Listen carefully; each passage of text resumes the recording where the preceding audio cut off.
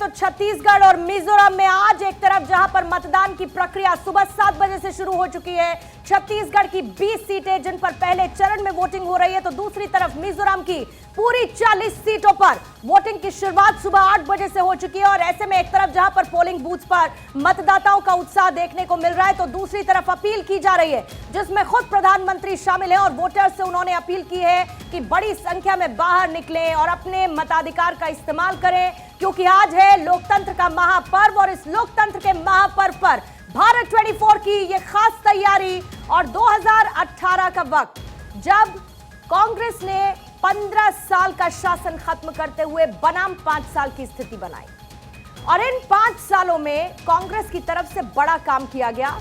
बड़ा काम ये कि उनकी तरफ से दावा किया गया कि उन्होंने आदिवासियों के लिए, उन्होंने किसानों के लिए, उन्होंने महिलाओं के लिए, उन्होंने नक्सल प्रभावित क्षेत्रों में बड़ा काम जनता के लिए किया है। लेकिन अदिति, अब से थोड़ी ही देर पहले हम नतीजों में बात कर रहे थे 2018 में सीटें कितनी आई, लेकिन ऐसे में वोट परसेंटेज बहुत मायने रखता है। तो एक बार जल्दी से वोट परसेंटेज 2018 के चुनावों का कैसा रहा, उसकी एक तस्वीर आपके सामने, और हाथी चल पड़ा है। और 2018 में भारतीय जनता पार्टी को 32.97% और कांग्रेस को 43.04%, वहीं जो अदर्स थे उनको 11.48% वोट दिए गए।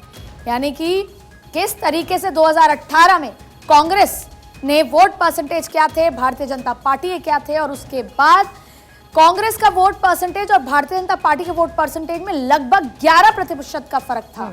तो अब ये 11% किस तरीके से कवर होगा, जिसमें आज का दिन इसलिए महत्वपूर्ण है पूर्णिमा, क्योंकि आज वो 20 सीटें हैं जहां पर 19 में, जैसा आपने बताया था, 19 सीटों पर कांग्रेस काबिज थी और कांग्रेस ने फिर रायपुर में सिंहासन पर सत्ता संभाली। और इस बार नारा अब की बार 75 पार का बघेल सरकार की तरफ से दिया गया। ये कहा गया कि हम एक बार फिर से सरकार बनाएंगे, लेकिन सरकार बनाने की इस कवायद के बीच जो मतदाता हैं उनका उत्साह बना हुआ है। ये जो 11.48% आपको नजर आ रहे हैं आने के, ये 7 सीटों के साथ आए थे, और ये आज की 20 सीटें इसीलिए महत्वपूर्ण हो जाती हैं क्योंकि ये ऐसे प्रभावित, नक्सल प्रभावित इलाके हैं जहां पर इंतजाम ज्यादा करने होते हैं। कवर्धा, राजनांदगांव, कोंडागांव, कोटा, अंतागढ़, बड़ी खबर आते हुए कि छत्तीसगढ़ मोहाला, मानपुर में ईवीएम खराब। आप देखिए कुछ देर पहले मिजोरम में यही खबर आ रही थी। औंधी बूथ पर भी अब तक 6 मतदाताओं ने किया मतदान।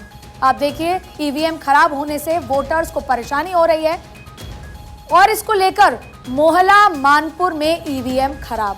और पूर्णिमा, जिस तरीके से इलेक्शन कमीशन की टीम जो है पूरी तैयारी करती है, एक बार फिर आपको बता दें कि छत्तीसगढ़, पहले मिजोरम से खबर आ रही थी कि खुद मुख्यमंत्री वोट नहीं कर पाए थे, और अब औंधी बूथ पर 226, आपको देखिए अब तक 6 मतदाताओं ने मतदान किया है।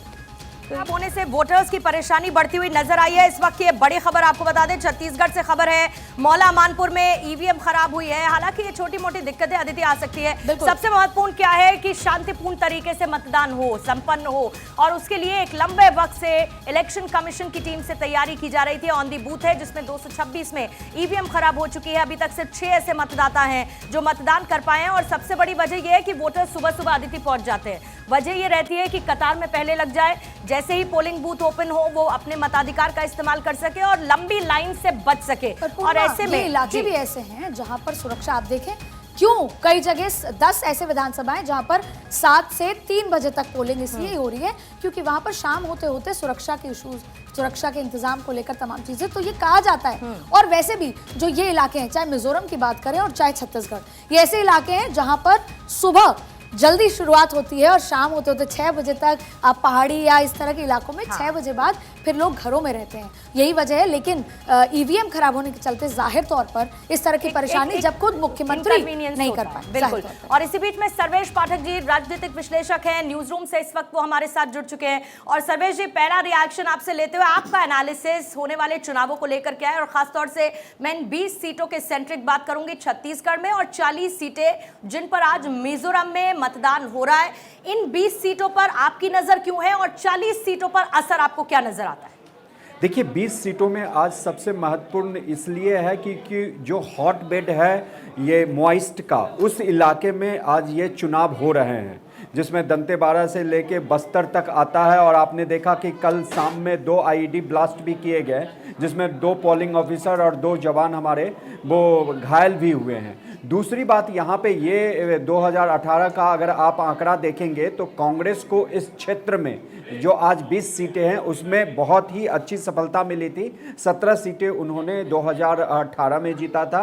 बीजेपी मात्र इस इलाके से 2 सीटें जीत पाई थी और 1 सीटें अन्य को मिली थी। और वोटिंग प्रतिशत भी देखा जाए तो कांग्रेस 42% के आसपास यहाँ पे उन्हें वोटिंग प्रतिशत मिला था, जबकि बीजेपी को 34% के आसपास 34-35% मिली थी। तो यहाँ पे जो फाइट हम कह सकते हैं कि नेक टू नेक फाइट होगा, क्योंकि आज हैवीवेट कैंडिडेट भी देख लीजिए, रमन सिंह जी हैं, दूसरे कांग्रेस के जो वहाँ के चीफ हैं दीपक जी, वो भी है। आज उनका भी जो भाग्य का फैसला होना है। तो इस लिहाज से अगर देखा जाए कि भूपेश बघेल की सरकार अगर सचमुच वहाँ पे काम किया है तो उसका असर इस एरिया में होगा। लेकिन जो वहाँ की जो हर चुनाव मुद्दा में, जैसे अभी आपने दिखाया, अमित शाह जी ने करप्शन की बातें अपने ट्वीट में की और जनता से अपील की, वहाँ की जनता से अपील की कि आप वोट दीजिए। तो वही चीज़ें बार बार कांग्रेस गवर्नमेंट के सामने आ रहा है। हम अभी आप डिस्कशन कर रहे थे, कहा जा रहा था कि बीजेपी का ये वो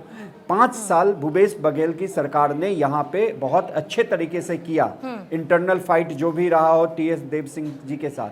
लेकिन अगर रमन सिंह सरकार के 15 साल हमारे साथ जुड़ गए हैं, उनसे बात करते हैं। संजीव जी, ये जो इन चुनाव में बड़े दिग्गजों को उतारा, छत्तीसगढ़ में भी जो पहली लिस्ट आई उसमें आपने देखा कि किस तरीके से ये सोचा गया था कि नए चेहरे होंगे, नए कलेवर, नए पैकेज में होगा, लेकिन धीरे धीरे पुराने सिटिंग एमएलएस, पुराने मंत्रियों को तो उतारा ही, लेकिन कुछ एमपीज को उतारा। इसके पीछे की वजह क्या थी? देखिए, पहली बात तो ये कि छत्तीसगढ़ का ये चुनाव बड़ा दिलचस्प है, और दिलचस्प इस मायने में है कि यदि भारतीय जनता पार्टी ये सोचती है कि वो ईडी के या इस तरह से वहाँ पे जो सरकार है उसको भ्रष्ट बता करके और ईडी को आगे करके वो 11% का जो फीसदी का जो फासला है उसे यदि वो चाहती है कि हम बराबर कर ले, तो ये बिल्कुल असंभव सा दिख रहा है। और अभी सर्वेश भाई बता रहे थे कि यहाँ नेक टू नेक फाइट है, बिल्कुल गलत, एक तरफा मामला है यहाँ पे। वहाँ के युवाओं से अभी आपके रिपोर्टर बात कर रहे थे तो युवा खुल के बात कर रही थी, मुझे लगता है कि वो पहली बार वोट देने आई थी। अच्छा संजीव जी, बस एक सेकंड आप अपडेट करते हुए, छत्तीसगढ़ सरकार में मंत्री कवासी लखमा कांग्रेस के उम्मीदवार अपना वोट डाल चुके हैं, और अगर कवासी लखमा की बात की जाए तो उनका रिकॉर्ड जो है वो बहुत शानदार रहा है। कवासी लखमा का परफॉर्मेंस आउटस्टैंडिंग हमेशा से रहा है, और इस बार जाहिर है कि उनको भी यही उम्मीद उनकी तरफ से की गई है। उनकी तरफ से अभी फिलहाल वोट डाल दिया गया है। कोंटा विधानसभा से 1998 से कवासी लखमा बीते 24 सालों से लगातार जीतते आ रहे हैं, और एक बार फिर से उन्हीं को उम्मीदवार कोंटा विधानसभा सीट से बनाया गया है। संजीव जी, अपनी बात पूरी कीजिएगा। हो रही थी जिसने पहली बार वोट देने के लिए अपना कदम बाहर बढ़ाया है, तो वो भी कह रही थी कि हम चाहते हैं कि हमारे सरकारी मुद्दों पे लोग बात करें और उसके बारे में सोच के हमने वोट दिया। हम नहीं चाहते हैं कि कोई धर्म के आधार पर धार्मिक ध्रुवीकरण हो या फिर कोई हमारे वोटों को गलत तरीके से ले ले। हम चाहते हैं कि रोजगार की बात हो, शिक्षा की बात हो, स्वास्थ्य की बात हो, इन सब चीज़ों के बारे में तो मतदाता बहुत जागरूक हो गए हैं। और ये सब भारतीय जनता पार्टी के लिए, और ये भारतीय जनता पार्टी ने जिस तरह से ये महादेव ऐप की चर्चा मैं लगातार सुन रहा हूँ, ये मुझे लगता है कि ये फायदे से ज्यादा नुकसान भारतीय जनता पार्टी के लिए कर गया है। हर बार एक ही हथियार आपके लिए बहुत ज्यादा मुफीद नहीं होता है। लोग ये बात समझ रहे हैं कि आप मतलब आप केवल ये कह रहे हैं संकेतों में ही कि हथियार है ये बीजेपी का। हाँ नहीं, संकेत तो हथियार कैसे हो गया? अपराध आपने किया है और उसको पकड़ा गया है, वो हथियार ये बीजेपी कैसे हो गया, ये समझ में नहीं आता है आपका। आप जो यहाँ पे प्रयोग कर रहे हैं स्टूडियो में मेरी आवाज नहीं जा पाएगी, हम बाहर हैं। नहीं, भास्कर जी हैं संजीव जी, वो अपना पक्ष रख रहे हैं इस पर जो आपने कहा। भास्कर जी, अच्छा भास्कर, हथियार की बात पे मैं कह रहा हूँ, ये हथियार कैसे हो गया? ये नहीं, हथियार है या नहीं है ये बताइए। घोटाला किया है कि नहीं किया?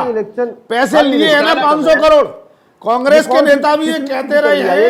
एक ऑडियो की पुष्टि आप कर रहे हैं क्या? भूपेश जी बड़े ही रिसोर्सफुल आदमी हैं, उनके पास सारे रिसोर्सेज रहते हैं। शुभम सोनी जो महादेव ऐप के ओनर हैं, उनका खुद सामने वीडियो आया है कि कैसे विनोद वर्मा जी जो भूपेश बघेल जी के पॉलिटिकल सपोर्टर रहे हैं, कैसे उनके माध्यम से इस पूरे जो सट्टाबाजी के काम को वहां के युवाओं के बीच में प्रसार किया गया और उसके बाद युवाओं को ना केवल वो सट्टे में डाला गया। बिल्कुल है। टीना जी कुछ कह रही है, टीना जी कुछ कह रही है आरोपों पर। भास्कर जी एक सेकंड। टीना जी देखिए, भरोसा कमाया जाता है और भूपेश बघेल ने वो भरोसा कमाया है के अंदर। वहां पर चाहे कितनी भी बदनाम करने की साजिश की जाए, भारतीय जनता पार्टी को रहेंगे। मैं ऐसा क्यों कह रही हूँ? देखिए, मध्य प्रदेश के अंदर वही नरेंद्र तोमर के बेटे देवेंद्र तोमर आज तक नहीं है, उसका वीडियो सब जगह वायरल है, लेकिन मुझे लगता है ईडी को रास्ता ही नहीं पता देवेंद्र तोमर का घर कहाँ पर है। और लेकिन विपक्षी नेताओं के यहाँ, अशोक गहलोत के यहाँ चली जाएगी, भूपेश बघेल के यहाँ चली जाएगी, सबको पर बदनाम करने की कोशिश अभी तक ये वीडियो अरे ये क्यों नहीं कहता कि एविडेंस दिखाओ? बिना ये क्यों नहीं कहते एविडेंस दिखाओ? आपको पता सालों होना से चाहिए। आपके राज्य में भ्रष्टाचार होता रहा, महादेव ऐप के द्वारा लोगों को लूटा जाता रहा, और आपने क्या किया? ना आपने एक बार भी ऐप को बंद करने की बात की। जाहिर है कि पैसा मिलता रहा आपको, आपकी जेब गर्म होती रही, पूरी पार्टी की फाइनेंसिंग होती रही। कल्याणकारी छत्तीसगढ़ के अंदर ही ऐसा काम हो पाए। ठीक है, एक सेकंड टीना जी एक सेकंड। भास्कर जी, अगर ये कहा जाता है कि भाई ऐप चलते रहने दी गई, उस ऐप के जरिए, बेटिंग ऐप के जरिए पैसा कमाया जाता रहा, भूपेश बघेल ने ये पैसा कमाया, ईडी ने तमाम आरोप लगा दिए, लेकिन फिर कांग्रेस ये भी तो कहती है भास्कर घोष कि फिर आपने ऐप को बंद क्यों नहीं कर दिया, फैसला क्यों नहीं ले लिया इसको लेकर? कहती तो वो ये भी है ना कि आज बेटिंग ऐप के ऊपर हमने जीएसटी लगाया, लेकिन इलीगल बेटिंग ऐप इसको चलाने के लिए राज्य सरकार का, अगर राज्य सरकार इसको प्रमोट करती है तो उसके ऊपर हमने तत्कालीन, जैसे ही महादेव ऐप का नाम सामने आया, हमने उसको बैन कर दिया। ये बैन भूपेश बघेल 5 साल पहले क्यों नहीं किया जब ये चालू हुआ था? ये मुझे समझाइए पहले, ये हमें क्यों बैन करना पड़ा? तो आप पहले बैन कर देते, आपने पहले बैन क्यों नहीं किया? आप इंतजार कर रहे थे कि भूपेश बघेल पैसा खाएंगे तब करेंगे। सच्चाई ये है कि ये पूरा मामला भ्रष्टाचार और भ्रष्टाचार से लेने वाला लाभ है। ये बात तो लगती है कि अगर भूपेश बघेल ने पैसे लिए हैं तो क्या ईडी इनको गिरफ्तार करेगी? क्या चुनाव होने के बाद करेगी या चुनाव जीतने के बाद करेगी? समस्या ये है कि इस देश की राजनीति इसी तरीके से करवट लेगी। अगर चुनाव होते ही संजीव जी, अगर चुनाव होते ही भूपेश बघेल को गिरफ्तार कर लेते हैं तो राजनीति में तूफान मच जाएगा, है ना? फिर बीजेपी कहीं इनको विक्टिम कार्ड न खेल जाए। इसलिए ईडी के मामले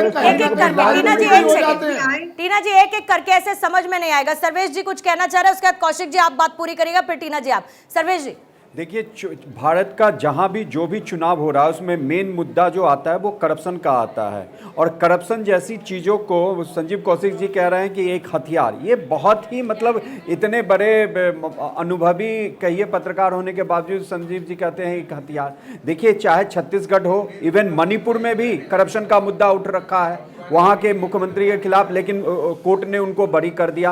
उससे पहले कांग्रेस के जो मुख्यमंत्री थे उनके खिलाफ चुनाव में करप्शन का मुद्दा था। तो यहाँ पे करप्शन के मुद्दे को आप गंभीरता को लीजिए, बहुत गंभीर आरोप है, इस गंभीरता को आप समझिए। गंभीर आरोप है। कौशिक जी देखिए, हमें कोई एतराज नहीं है। भारतीय जनता पार्टी यदि भ्रष्टाचार से लड़ाई लड़ने की बात करती है तो वो लड़ती हुई दिखे, हमें कोई दिक्कत नहीं है। भ्रष्टाचारियों के लिए जगह भी जेल में ही होनी चाहिए, लेकिन हर संजीव जी मुझे बताइए, भूपेश बघेल जी का 5 साल का शासन था यहाँ पे, एक भी बीजेपी का भ्रष्टाचारी नेता जेल में क्यों नहीं है? भ्रष्टाचार हुआ है तो इस्तीफा दे, अगर भ्रष्टाचार हुआ है तो इस्तीफा दे, ये बातें अब खत्म हो गई है। अरे कोई नहीं बोलने देगा भाई साहब, बाहर है, हम हमारी बात जाने दीजिए।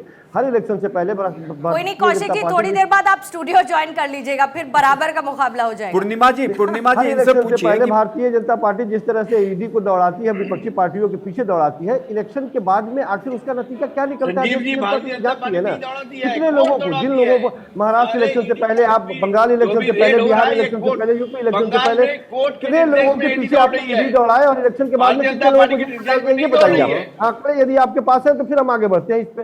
लेकिन ये सारे आंकड़े तब ध्वस्त हो जाते हैं जब इलेक्शन खत्म हो जाता है, सारी कहानी खत्म हो जाती है। नीति तो जाहिर सी शर्मा बात है कुछ कि कहना देश की चाहती जनता एक बात है, जानती है। नीति शर्मा से सुन लेते हैं जी। मैं संजीव नीति जी को सिर्फ ये बात बताना चाहती हूँ कि ईडी बिना एविडेंस के नहीं भागती है। अगर उसके पास एविडेंस नहीं है तो भारतीय जनता पार्टी क्या कोई भी शासन में पार्टी है उसको नहीं भगा सकती। इस चीज को आपने समझने की आवश्यकता है। दूसरी बात, लेकिन नीति जी, ये पहला किस्सा नहीं है। कार्रवाई तो होती नहीं है। आप छत्तीसगढ़ चुनाव हो जाएंगे, कार्रवाई होगी नहीं। नहीं, ऐसा कैसे नहीं ऐसा होगी, कैसे नहीं होगी? आप एक पुराने इतने एग्जाम्पल्स है, कार्रवाई हुई नहीं। सीरीज ऑफ एविडेंस देखिए, यहाँ पे तो महादेव ऐप अब आया ना 2 दिन पहले। आप इस चीज को सोचिए कि 5 साल के अंदर घोटालों का कांग्रेस और करप्शन एक दूसरे के पूरक बन चुके हैं। यहाँ पे सीरीज ऑफ घोटाले सामने आते हैं, चाहे शराब घोटाला हो, चाहे चावलों के पीछे घोटाला हो, बिल्कुल ठीक नीति जी, बिल्कुल ठीक।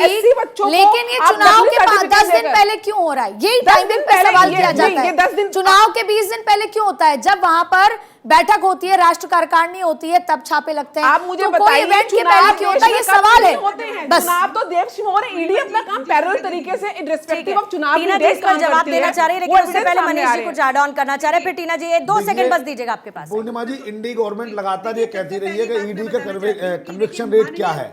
कन्विक्शन रेट तो अदालतों का भी कम है, तो क्या अदालतें बंद कर दी जाए? ठीक है टीना जी प्लीज, मुस्कुरा रही थी आप इन आरोपों पर। अपने भाषण में बोलने के लिए कुछ नहीं है, इसीलिए उन्होंने ईडी अपना भूमिका निभाएगी ना, इसीलिए ऐसा कर रही है महादेव ऐप क्योंकि मोदी जी के पास अपने भाषण में बोलने के लिए कुछ भी नहीं बचा है। वो जो गारंटी कह रहे हैं वो भी कांग्रेस से ही चुराया हुआ सब। उनके पास कोई ऐसी नीति नहीं। अगर उनके पास रीजन होता तो जाकर चुनाव के समय इस तरीके की बयानबाजी नहीं करते। अब उनके पास बोलने को है कि भ्रष्टाचार हो रहा है। भ्रष्टाचार तो अजीत पवार के लिए भी था, क्यों नहीं उन्होंने तो अपनी पार्टी में शामिल कर लिया। तो साफ तौर पर दिख रहा है कि ये मोदी जी के लिए ईडी काम कर रहा है, साफ तौर पर दिख रहा है। और दूसरी बात मैं बता दूं, जनता भूपेश बघेल पर ही भरोसा जताएगी किससे? देखिए तो टीना जी आपने ये क्लियर कर दिया कि अगर सरकार आती है बाय चांस तो फिर भूपेश बघेल ही होंगे। टीएस देव सिंह को इस बार फिर मौका नहीं मिलेगा और 5 साल कार्यकर्ता फिर दोनों के बीच की लड़ाई में स्ट्रगल करने वाले हैं। हमारे पास तो आपने ये क्लियर कर दिया। हमारे पास तो बहुत सारे नेता हैं, इनके पास तो कोई सीएम तभी तो 5 साल जो राजस्थान में हुआ, छत्तीसगढ़ में हुआ, मध्य प्रदेश की सरकार चली गई। यही वजह थी। इसी बीच में बड़ी खबर, छत्तीसगढ़ में मतदान पर राहुल गांधी ने ट्वीट कर दिया है और राहुल गांधी ने वोट करने की अपील की है वोटर्स से। ये कहा है कि छत्तीसगढ़ में एक बार फिर से कांग्रेस की सरकार बनेगी और इसी बीच में कांग्रेस की तरफ से जो गारंटी दी गई उसका जिक्र, अदिति गारंटीज क्या क्या थी जिनका जिक्र कर रहे हैं राहुल गांधी? बिल्कुल, एक तो ये नया तरीका है कि गारंटी शब्द हिमाचल के चुनाव से बहुत प्रचलन में आ गया है। छत्तीसगढ़ में मतदान पर राहुल गांधी का ट्वीट है और देखिए तमाम तरीके की गारंटीज जो यहाँ पर दी गई हैं महिलाओं को लेकर। देखिए आप हम स्क्रीन पर ट्वीट दिखा रहे हैं। भूमिहीनों को 10,000 वर्ग कुछ जमीन का हिस्सा दिया गया है और उसके साथ साथ बहुत सारे गैस सिलेंडर को लेकर देखिए आप जिस तरीके से तमाम तरीके की, और पढ़ाई को लेकर कि आप सरकारी कॉलेज में जब तक जनगणना दिख रही है ये एकदम साफ। और ये बहुत महत्वपूर्ण मुद्दा, जब प्रेस कॉन्फ्रेंस हुई थी तब जातिगत जनगणना कराएंगे, आते ही तुरंत इस बात का भी वादा किया गया। जातिगत जनगणना पर थोड़ा सा और इलैबोरेट करने की इसलिए जरूरत अदिति बन जाती है। थोड़ी देर में इसको चर्चा में भी शामिल करेंगे क्योंकि ऐसा लगा कि चुनाव नजदीक आते आते जातिगत जनगणना का मुद्दा कुछ मध्यम पड़ता हुआ नजर आया। उसके पीछे की बहर अपने वजह हो सकती है, लेकिन इसी बीच में सुकमा आपको लिए चलते हैं। बप्पी राय वहां पर मौजूद हैं और राजनांदगांव से अमर सदाना तो हमारे साथ जुड़े हुए हैं। बप्पी, जरा वहां पर पोलिंग बूथ पर क्या तस्वीर है बताइए, मतदाताओं के मन में क्या चल रहा है वोटिंग से पहले, जरा वो भी पूछिए उनसे। देखिए, बस्तर में नक्सल बहिष्कार के बावजूद भी बम्पर मतदान हो रहा है। आज सुबह नक्सलियों ने एक घटनाक्रम को अंजाम दिया था। नक्सली घटनाक्रम में एक ब्लास्ट हुआ था, उसके बावजूद भी अगर देखेंगे भारी तादाद में यहाँ पे मतदाता है और बम्पर मतदान हो रहा है। मतदाताधिकार, अपने मताधिकार का प्रयोग कर रहे हैं और महिलाओं की संख्या अगर देखेंगे भारी तादाद बहुत ज़्यादा है। हम कुछ लोगों से बात करते हैं, उनसे चर्चा करते हैं। मतदान करने आए आप, कुछ बोलेंगे? क्या अम्मा कब से मतदान कर रहे हो? तो हालांकि कुछ बोलते नहीं, ये कुछ युवा दिख रहे हैं। क्या नाम है आपका? यहाँ के जो बस्तर में एक खास बात है, थोड़ा सा कम खुलते बात करने में। आप बताओगे क्या नाम है? पहली बार मतदान कर रहे हो? हाँ, पहली बार मतदान कर रहे हो जी। तो कैसा लग रहा है? अरे हमको हिंदी ज्यादा नहीं आता है। बोलो तुम्हारा नाम। अच्छा बप्पी, लेकिन ये अच्छी बात भी है, ये अच्छी बात भी है अदिति कि अगर आप कतार में लगे हैं तो आप साइलेंट रहे। और ये ट्रेंड हो गया। आप देखिए किस तरीके से पूर्णिमा आजकल जनता कुछ बोलती नहीं है, मन में जो कुछ है वो मन में रखती है, खुलकर तो सिर्फ अंदर जाकर जब वो बटन दबाती है तभी होता है। लेकिन साइलेंट इस बीच कमाल भी कर देते हैं। बिल्कुल। और सबसे खूबसूरत तस्वीर आप देखिए वहां पर महिलाएं जिस तरीके से कतार में, सबसे बेहद खूबसूरत तस्वीर महिला सशक्तिकरण की, कि महिलाएं कैसे देश की आधी आबादी अब वोट देने पर और किसकी सरकार बने और हमें क्या चाहिए उस पर जो फैसले लेने लगी है। लेकिन हमारे साथ अमर सदाना भी मौजूद हैं जो राजनांदगांव से हैं, जहां से पूर्व मुख्यमंत्री रमन सिंह का वो इलाका है। और बहुत लंबे समय तक तो ये डाउट था कि वो चुनाव में उतर रहे हैं नहीं उतर रहे, लेकिन आखिरकार भारतीय जनता पार्टी ने उनको उतारा जमीन पर। अमर, आप बताएंगे वहां पर क्या कुछ तस्वीरें हैं और कितने बजे पूर्व मुख्यमंत्री वहां पर पहुंचेंगे और वहां पे कार्यकर्ता उत्साह, जो लोग हैं मतदान केंद्र पर पहुंचे हैं, क्या कुछ तस्वीरें हैं वहां की? जी देखिए, मैं बता दूं कि छत्तीसगढ़ के जो राजनांदगांव सीट चर्चित सीट है और जहां पे पूर्व मुख्यमंत्री डॉक्टर रमन सिंह और गिरीश देवांगन के बीच सीधे टक्कर है। और कुल मिला के देखा जाए तो जो पूर्व मुख्यमंत्री डॉक्टर रमन सिंह है वो कवर्धा से आज जो है मताधिकार का प्रयोग करेंगे। हमारे साथ में फर्स्ट टाइम वोटर जो है और युवा हमारे साथ मौजूद है, जिनसे हम बात करने की कोशिश करते हैं कि फर्स्ट टाइम वोट कर रहे हैं, क्या लगता है कि फर्स्ट टाइम आप वोट कर रहे हैं, किन मुद्दों को लेकर फर्स्ट टाइम वोट कर रहे हैं? हम लोग तो ऐसा है कि हम लोग पहले जयपुर में थे, हम लोग बिजनेस इवेंट के हम लोग बिजनेस इवेंट के बीच से इस साइड आए हैं कि हम लोग को वोट देना करके। मुझे ऐसा लगता है कि फ्यूचर जो है हम लोग को जिसमें वोट करना है या हमें पॉलिटिक्स पे जैसे ऐड होना चाहिए, हम लोग के युवा जो है हमको सबसे ज़्यादा पहले वोटिंग और पॉलिटिक्स के बारे में जानना बहुत ज़रूरी है ताकि हम लोग की कंट्री डेवलप हो सके एंड छत्तीसगढ़ के बारे में भी इसीलिए। छत्तीसगढ़ में बेरोजगारी एक बहुत बड़ा समस्या है, क्या लगता है बेरोजगारी कैसे दूर होगी, कैसे लोगों को मताधिकार का प्रयोग करेंगे, कैसे लोगों को वोट देना चाहिए? जैसे हमारे लीडर्स होंगे वो हमारे लिए लाइक अपॉर्चुनिटीज़ क्रिएट करेंगे, उसी से हम लोग को लाइक यंग जनरेशन्स को भी हमारे स्किल सेट इम्प्रूव करने चाहिए, मुझे ऐसा लगता है। फर्स्ट टाइम वोट करने आए हैं, कैसा फील हो रहा है और किन मुद्दों को लेकर फर्स्ट टाइम वोट करेंगे आप? फर्स्ट टाइम आए हैं यहाँ वोट देने, जयपुर से आ रहे हैं हम लोग, मतलब अपना काम से गए थे और वोट है यहाँ इसलिए हम लोग देने आए हैं। तो हम लोग मतलब यहाँ अच्छा विकास हो सके उसके लिए हम लोग वोट देने आए हैं। विकास की बात करते हुए हमारा यूथ जो है, और अदिति कितना नंबर्स आप यूथ का बता रही थी? देखिए जो प्रथम बार जिस पे नजर रहती है दोनों ही पार्टियों की, किसी भी पार्टी की, वो है 1,64,299 मतदान करेंगे जो प्रथम बार। डिसाइसिव फैक्टर है और बहुत शानदार तस्वीर है। जब भी मतदान होता है तो पोलिंग बूथ से निकलकर सामने आती है। आपने देखा बुजुर्गों में किस तरीके का उत्साह नजर आ रहा है, युवाओं के अपने मुद्दे। और अदिति, ब्रेक पर जाने से पहले एक तस्वीर का जरूर मुझे जिक्र करना होगा। सेल्फी पॉइंट्स बनाए गए हैं पोलिंग बूथ पर और उन सेल्फी पॉइंट्स में लोगों के चेहरे पर एक अलग मुस्कान दिख रही है। एक तरफ जहां उन्होंने अपने वोटिंग राइट्स का तो यूज किया ही है, लेकिन वो सेल्फी लेते हुए बहुत खुश नजर आ रहे हैं। और ये सेल्फी पॉइंट्स अलग अलग पोलिंग बूथ्स पर बनाए गए हैं। बहरहाल ये बड़ी कवरेज है, मेहमानों का खास पैनल हमारे साथ मौजूद है और भारत 24 हर एक अपडेट सबसे पहले आपके लिए लेकर आ रहा है, क्योंकि छत्तीसगढ़ की 20 सीटों पर वोटिंग शुरू हो चुकी है और मिजोरम की 40 सीटों पर भी लोकतंत्र के इस महापर्व में युवा, बुजुर्ग और बाकी लोग महिलाओं के साथ निकल रहे हैं और अपने मताधिकार का इस्तेमाल करें।